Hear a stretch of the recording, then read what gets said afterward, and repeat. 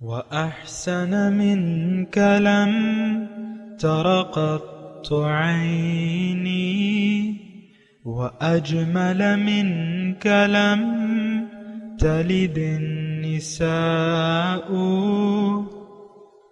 خلقت مبرأ من كل عيب، خلقت مبرأ من كل عيب، كأنك قد خلقت كما تشاء. كتاب أنزلناه إليك مبارك ليدبروا آياته وليتذكر أولو الألباب. یہ کتاب برکت والی ہے جسے ہم نے آپ کی طرف نازل فرمایا ہے تاکہ دانش مند لوگ اس کی آیتوں میں غور و فکر کریں اور نصیحت حاصل کریں. اللہم صلی علی سیدنا محمد وعلی آل سیدنا محمد بعدد کل ذرۃ مئۃ الف الف مرۃ. سامعین و ناظرین کرام، السلام علیکم ورحمۃ اللہ وبرکاتہ. سامعین کرام، سورہ بینہ آیت نمبر 4. آج کا موضوع کیا ہماری حق سے انکار کی وجہ ہماری ضد ہے. اس کے ساتھ آج کے سبق کا آغاز کرتے ہیں. سب سے پہلے گزشتہ سبق کا اعادہ ہوگا. بسم اللہ الرحمن الرحیم. شروع اللہ کے نام سے جو بڑا مہربان نہایت رحم والا ہے. لم يكن الذين كفروا من أهل الكتاب والمشركين منفكين حتى تأتيهم البينة. جو لوگ کافر ہیں یعنی اہل کتاب اور مشرک وہ کفر سے باز رہنے والے نہ تھے جب تک کہ ان کے پاس کھلی دلیل نہ آتی. رسول من اللہ یتلو صحفا مطہرہ، یعنی خدا کے پیغمبر جو پاک اوراق پڑھتے ہیں. فیہا کتب قیمہ، جن میں مستحکم آیتیں لکھی ہوئی ہیں. سامعین کرام، سورہ بینہ آیت نمبر 1. لم یکن الذین کفروا من اہل الکتاب والمشرکین منفکین حتی تأتیہم البینہ. اہل کتاب میں سے کافر اور مشرک لوگ باز آنے والے نہیں تھے یہاں تک کہ ان کے پاس کھلی دلیل آئے. رسول من اللہ، یعنی اللہ تعالیٰ کی طرف سے ایک رسول. یتلو صحفا مطہرہ، جو پاک صحیفے پڑھ کر سنائے. فیہا کتب قیمہ، جس میں درست مضامین لکھے ہوں. سامعین کرام،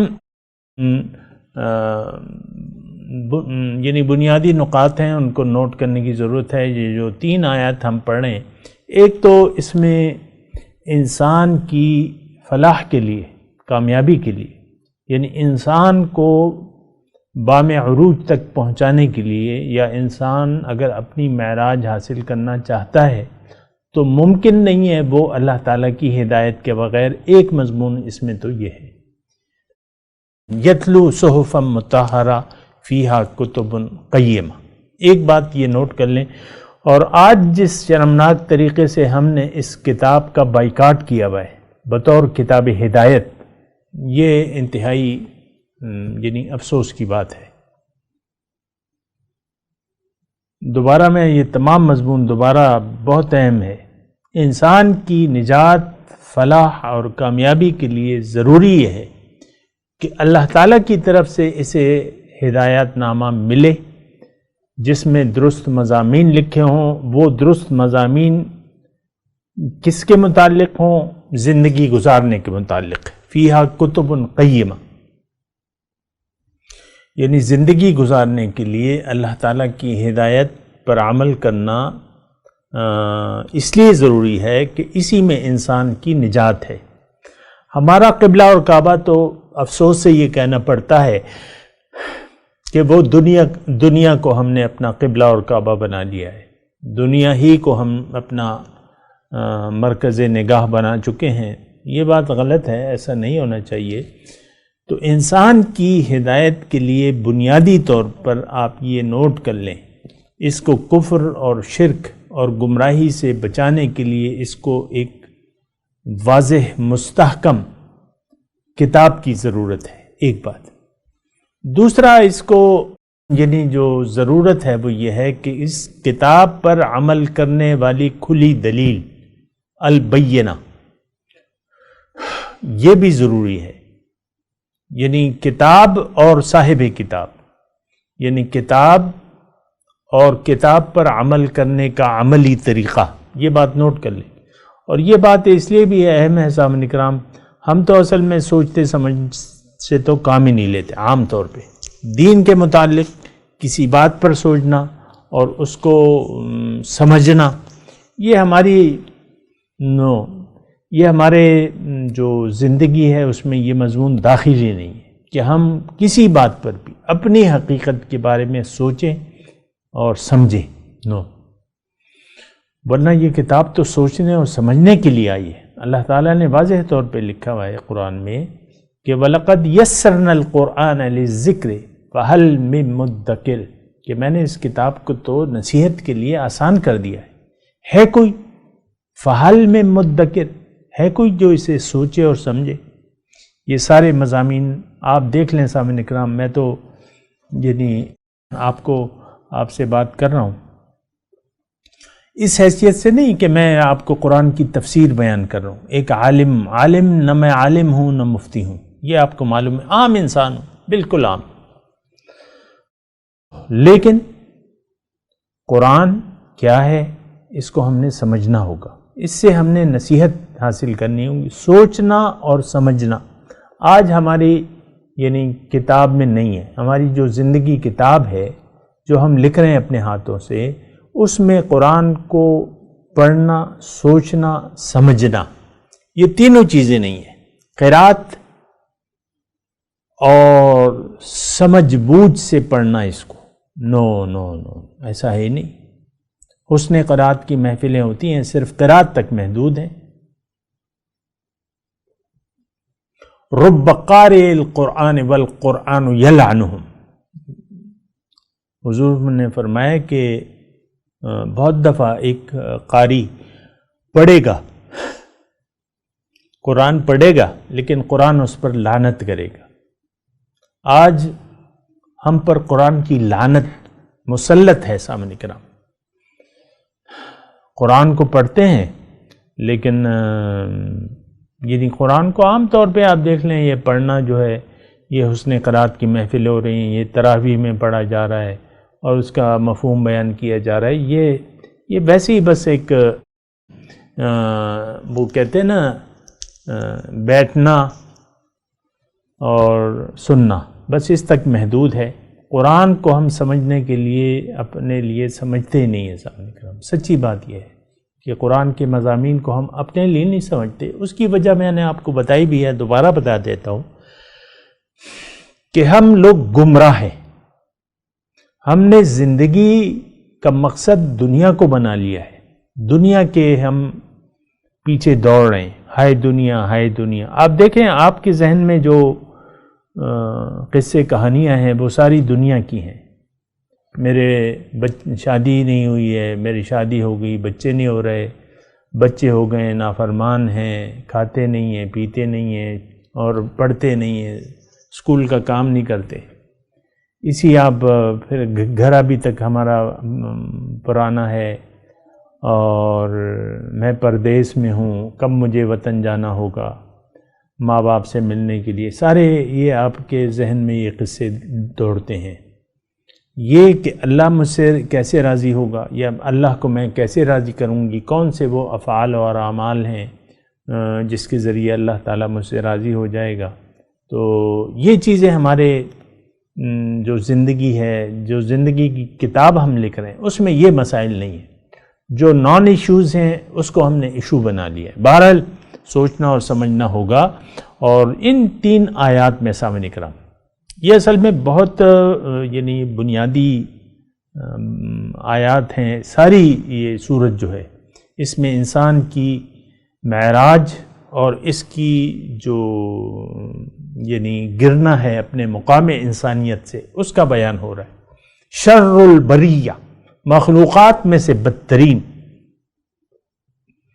وہ لوگ جو حق کو ماننے سے انکاری ہیں، اس کے لیے زندگی گزارنے سے انکاری ہیں، اللہ تعالیٰ نے اس کتاب میں ان کو شر البریہ قرار دیا ہے۔ شر البریہ کا مطلب بدترین خلائق۔ اب بدترین خلائق میں جو ہیں آپ، یعنی میں آپ کو کیا کہوں، ایک خنزیر بھی ہے، اور جو حرام ہے، جو نجس ہے، کتا نجس ہے، تو ہر چھوٹے سے چھوٹا جانور اس تمام سے بدترین خلائق ہے۔ تو عام طور پہ مطلب چوہا ہے، اب ظاہر ہے کہ وہ بھی اللہ تعالیٰ کی ایک مخلوق ہے، لیکن اس سے بھی بدتر، جس کو دیکھ کے آپ کو گھن آتی ہے، آپ کے کھانے کے کمرے میں آ جائے یا آپ کے دسترخوان پہ آ جائے، مثال کے طور پہ کہیں سے دوڑتا ہوا کسی بل سے نکل کے، مثال کے طور پہ عرض کر رہا ہوں، آپ کتنی گھن محسوس کرتے ہیں۔ مکھی آ جائے، آپ بیٹھے ہوئے ہیں کھانے پہ، مکھیاں، تو آپ بس پریشان ہو جاتے ہیں، مکھی، تو یہ ان چیزوں سے بھی بدتر ہو جاتا ہے انسان۔ شر البریہ۔ تو بہرحال یہ 3 آیات ہیں، اس کا ہم تذکرہ پہلے کر رہے ہیں۔ اللہ تعالیٰ فرما رہے ہیں کہ جب تک ایک دلیل واضح تمہارے پاس نہیں ہوگی، تمہاری اصلاح نہیں ہو سکتی۔ یہ بات نوٹ کر لیں۔ حتی لم یکن الذین کفروا من اہل الکتاب والمشرکین منفکین حتی تأتیہم البینہ۔ جب کھلی دلیل آپ کے پاس نہیں آئے گی، آپ باز نہیں آ سکتے۔ یعنی اس کا مطلب یہ ہے کہ اگر آپ کو اصلاح قبول کرنی ہے، کامیابی کے راستے پر آپ نے چلنا ہے، تو آپ کے لیے ایک دلیل آپ کے سامنے ہونی چاہیے۔ یہ بالکل واضح طور پہ میں آپ کو کہہ رہا ہوں، میں نے یعنی گزشتہ جو درس ہیں اس میں وضاحت کر دی ہے اس کی۔ بہرحال اچھا، دوسری بات اس میں یہ ہے کہ رسول آپ کو آ کے آپ کو اللہ کا کلام یتلو صحفا مطہرہ، اللہ کا کلام پڑھ کر سنائے گا۔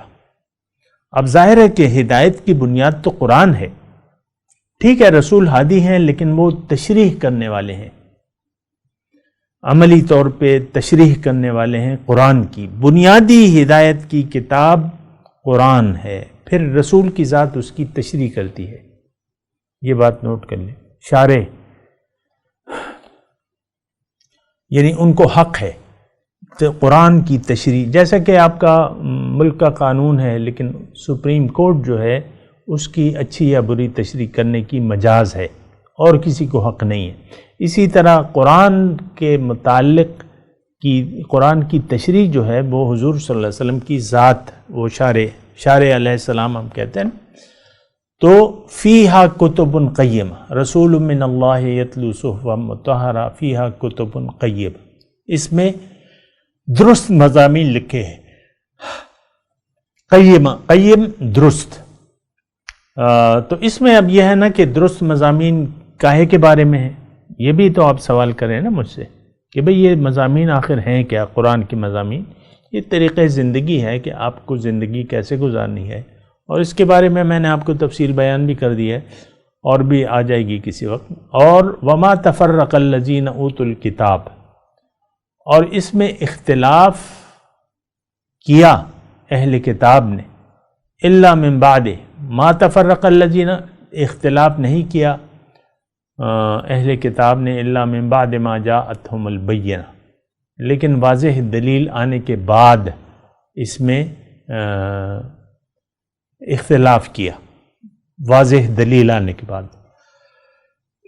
حالانکہ ان کو تو وما امروا، ان کو تو حکم یہی دیا گیا تھا لیعبدوا اللہ، کہ وہ اللہ کی بندگی اختیار کر لیں، مخلصین اللہ الدین، دین کو خالص کر لیں اللہ کے لیے، حنفاء، یک رخ ہو کر، یک رخ، ویقیموا الصلاۃ، اور نماز قائم کریں، ویؤتوا الزکوٰۃ، اور زکوٰۃ دیں، وذالک دین القیمہ، یہی محکم دین ہے۔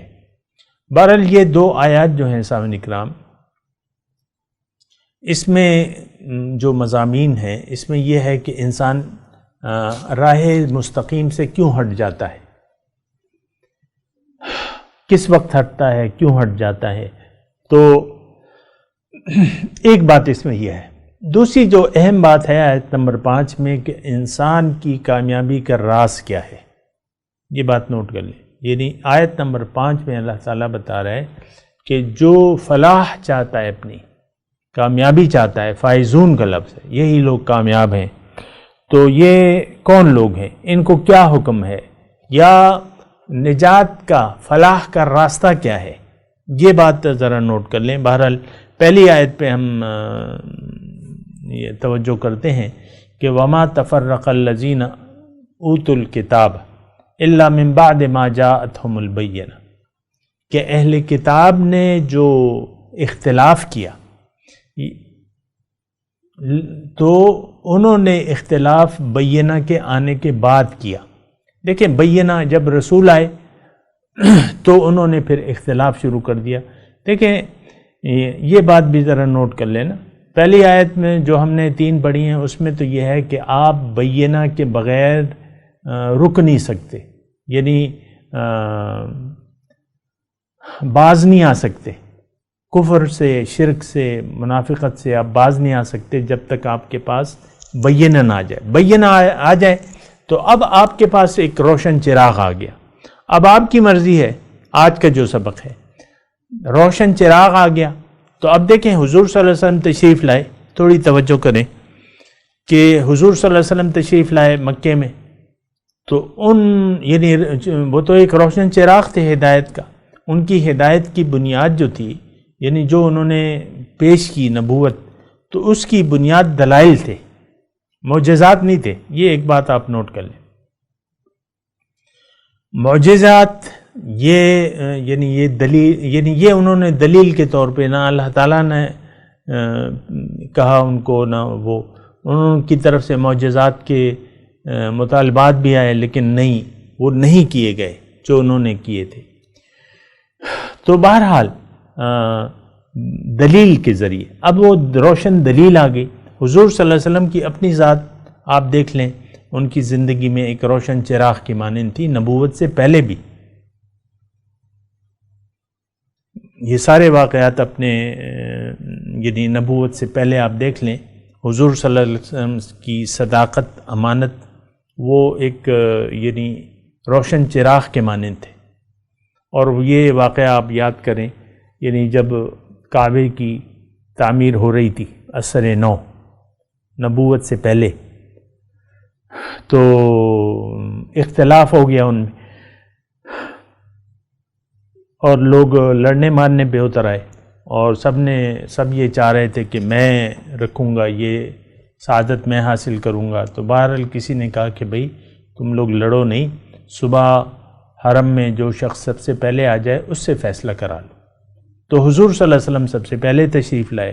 وہ خوشی سے چلا اٹھے، حاذا محمد، حاذا امین وغیرہ.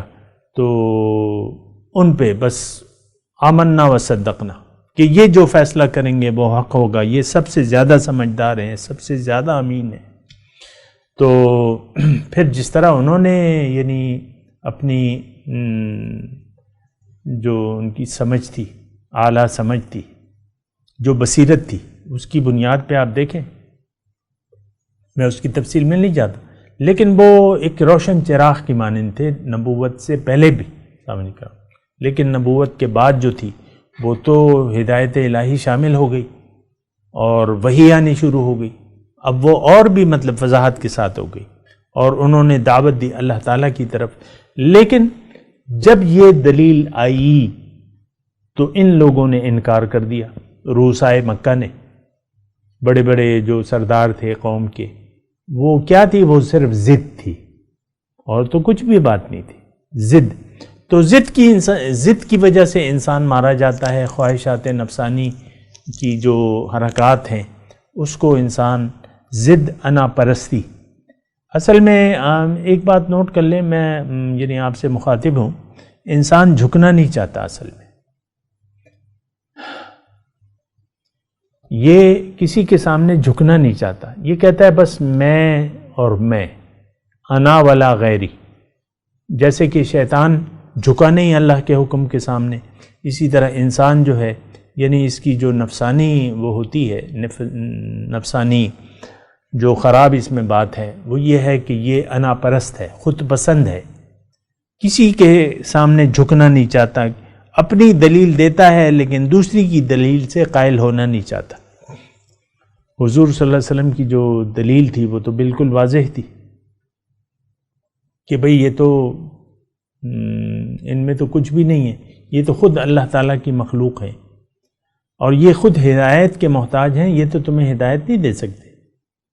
افمن یہدی الی الحق احق ان یتبع من لا یہدی الا ان یہدی، قرآن کی آیت ہے.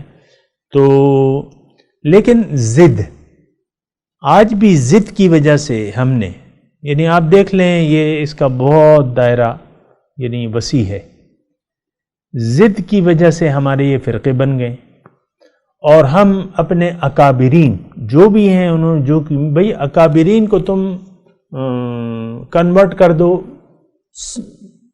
انا ما انا علیہ و اصحابی،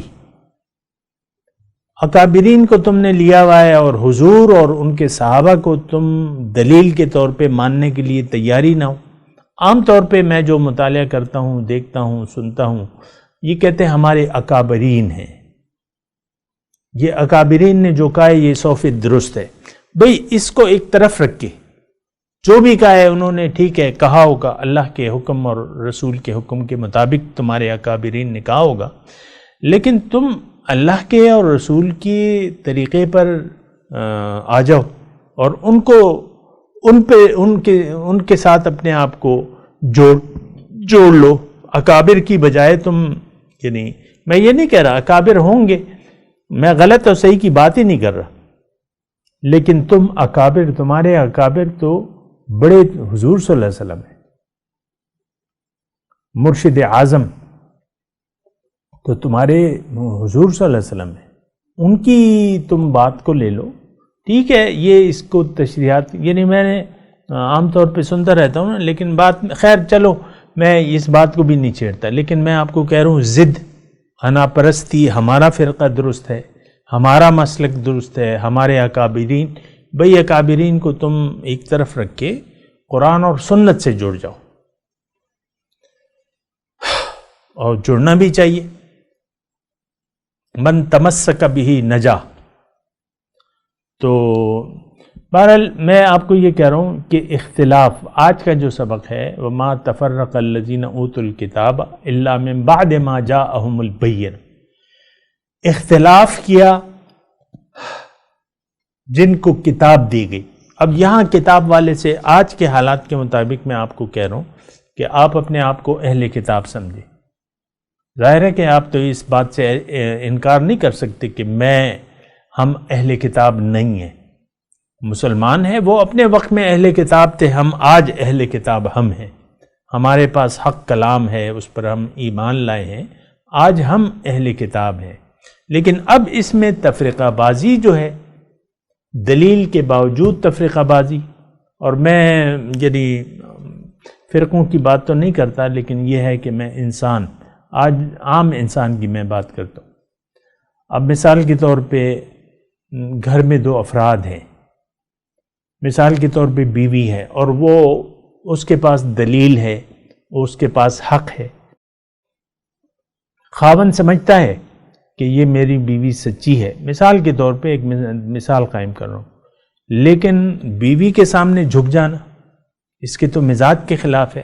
نہیں، یہ اپنی 1.5 انچ کی مسجد جو ہے خاوند جو ہے وہ الگ بنائے کہ بھئی مجھے تو تمہارے نظریات پسند نہیں ہیں، میرا تو یہ نظریہ ہے. اب یعنی دل میں جو ہے وہ یہ سمجھتا ہے کہ بیوی ٹھیک ہے، لیکن میں بیوی کے سامنے جھک جاؤں، اس کے علم کے سامنے سر جھکا دوں، اس کی دلیل کو مان لوں، تو یہ اپنی ایک حیثیت. یہ میں نے آپ کو چھوٹی سی مثال دی. اسی طرح ہر انسان وہ کہتا ہے کہ نہیں، میرے پاس میری جو سمجھ ہے وہ درست ہے. یعنی قرآن وہ خود نہیں بدلتے، قرآن کو بدل دیتے ہیں۔ اب ہمارے جو تمام فرقے ہیں ان کے پاس دلیل کے طور پہ قرآن ہے اور سنت ہے، اس سے تو ہم ہٹ ہی نہیں سکتے، لیکن قرآن کے ہم نے اپنے اپنے مفاہیم بنا لیے ہیں،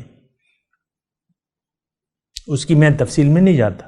ہر فرقہ جو ہے اپنی دلیل قرآن سے پیش کرتا ہے اور حدیث سے پیش کرتا ہے، لیکن یہ تو مطلب ان آیات کے تناظر میں بات کر رہا ہوں کہ اختلاف دلیل آنے کے بعد بھی لوگ اختلاف کرتے ہیں، یعنی جو اپنی ضد حسدم من عند انفسہم من بعد ما تبین لہم الحق، حسد کی وجہ سے، یہود و نصارہ کے بارے میں یہ آیت جو ہے حسدم من عند انفسہم من بعد ما تبین لہم الحق، حق واضح ہو گیا ان پہ، لیکن اس کے بعد حسد ہے۔ حسد کا تو یعنی آپ نہیں چاہتے تو اس کا تو کوئی علاج نہیں ہے، شک کا علاج نہیں ہے کسی کے پاس، آپ شک میں پڑ جائیں تو اس کا تو علاج نہیں ہے۔ اور شک، ہمارا تو شک نہیں ہے دین کے بارے، ہمارا یقین ہے کہ یہ قرآن میرے لیے نہیں ہے، یہ تھا اور کسی زمانے کے لیے تھا، آج میرے لیے ہدایت نہیں ہے، آج میں اس کی صرف تلاوت کر لوں گا اور بس اس کی تسبیحات کروں گا جو رزق بڑھانے کا باعث بنتی ہے، وغیرہ وغیرہ۔ یہ ضد اور ہٹ درمی یہ بڑی خطرناک چیزیں ہیں، اس سے سامنے کرام باز آ جانا چاہیے۔ حق اگر آپ کو معلوم ہو گیا، آپ کو حق کا اتباع کرنا چاہیے، اور یہی لمحہ جو ہے آپ کے خلاف، آپ کے یا تو حق میں جائے گا یا آپ کے خلاف دلیل بن جائے گا۔ کون سا لمحہ؟ کہ آپ کے سامنے حق پیش ہوا، سچا شخص معلوم ہو گیا آپ کو، پھر بھی آپ نے اس سے رجوع نہ کیا اور اس کو دلیل کے طور پہ قبول نہ کیا، تو یہی لمحہ جو ہے آپ کے خلاف بن جائے گا۔ یہ میں واضح طور پہ کہہ رہا ہوں صاحب کرام، اور میں یہ اپنے لیے نہیں کہہ رہا، میں تو جو بھی ہوں اللہ تعالیٰ کا یعنی کوشش کرتا ہوں، اور باقی تو میں نے کوئی دعویٰ نہیں کیا، نہ کر رہا ہوں۔ ہر زمانے میں لوگ موجود ہیں، اگر کوئی حق سچا شخص نظر آ گیا، آپ اس کے ساتھ جڑ جائیے، اللہ تعالیٰ کا حکم ہے یہ، اس کے ساتھ جڑ جائیے، اس کے اپنی اصلاح کے لیے اس سے رجوع کیجیے اور حق کو قبول کر لیجیے۔ حق کیا ہے؟ قرآن اور سنت، یہ دو چیزیں جو ہیں، اور وہ آپ کو حق کی طرف رہنمائی کرے گا۔ اگر آپ اسے قبول کر لیں گے، اللہ تعالیٰ آپ کو ہدایت بھی دے گا، آپ کو توفیق بھی دے دے گا، آسان راستہ اور آسان کر دے گا۔ اور اگر آپ نے اس کو قبول نہ کیا تو ظاہر ہے پھر شیطان آپ کے پیچھے پڑ جائے گا۔ من یعش عن ذکر الرحمن نقید لہ شیطانا فہو لہ قرین، جس نے بھی رحمان کی یاد سے منہ موڑ لیا یعنی قصدن عمدن، تو اللہ تعالیٰ فرماتا ہے کہ ایک شیطان کو میں اس پہ مقرر کر دیتا ہوں اور وہ اس کا ساتھی بن جاتا ہے اور اس کو سیدھے راستے سے روکتا رہتا ہے۔ تو شیطان کو اپنا ساتھی نہ بنائیے، رحمان اور رحمان کے بندوں سے جڑ جائیے اور اللہ کو منزل بنا کے رسول کے طریقے کے مطابق راہ مستقیم پر چلیے۔ میں تلاوت کرتا ہوں، میرے ساتھ دہرائیے۔ اعوذ باللہ من الشیطان الرجیم، بسم اللہ الرحمن الرحیم۔ وما تفرق الذین اوتوا الکتاب الا من بعد ما جاءتهم البینہ۔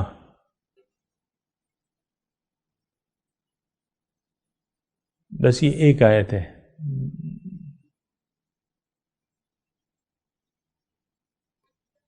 ترجمہ سنا دیں۔ وما تفرق الذین اوتوا الکتاب الا من بعد ما جاءتهم البینہ۔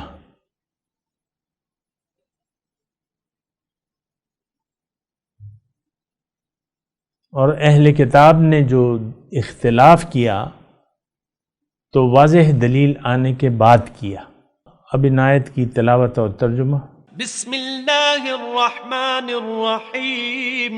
In the name of God, the gracious, the merciful. وما تفرق الذين أوتوا الكتاب إلا من بعد ما جاءتهم جاءتهم البينة Those who were given the scripture did not splinter except after the clear evidence came to them. اس کے ساتھ ہی آج کے درس کا وقت اختتام کو پہنچا.